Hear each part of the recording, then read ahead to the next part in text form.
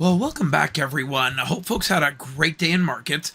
On this side, we've identified using powerful tools how this market is likely to play and unfold this week. What you can see in front of you right now are four charts: the Russell, the Dow, the S&P, and the Nasdaq, all on daily candles. Now, if you've been following videos recently, you'll note that I talked a little bit about the selling that happened, needed to complete, but was not the type of selling that indicated breakdown.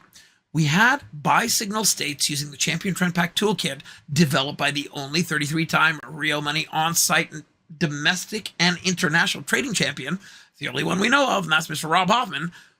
33 times is not lucky. It is a skill.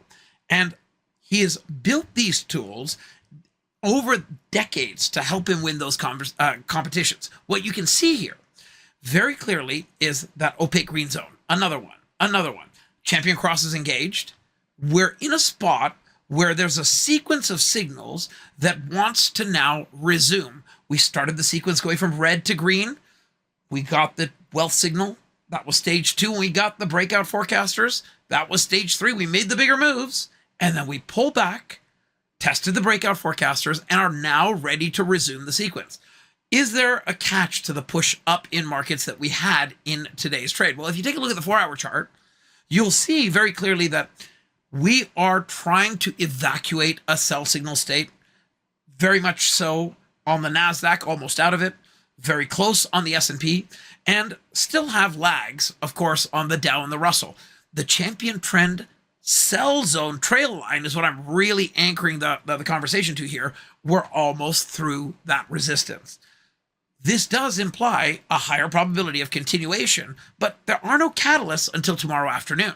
The FOMC meeting minutes at 2 p.m., a bond auction result at 1 p.m., and then the main events this week are on Thursday and Friday. CPI inflation data, PPI on Friday, and JP Morgan and the crew of big banks starting or kicking off earnings season in earnest on Friday. So the financial theater is really back-end loaded, but this opens up some room for powerful strategies where one follows the rules and uses the tools appropriately. Outcomes are usually better than not.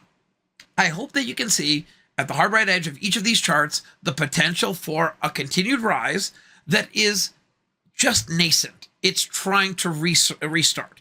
And tomorrow would be the critical day to see the Nasdaq and the S&P on those 4-hour time frames clear those barriers, opening up some potential upside, perhaps to new all-time highs.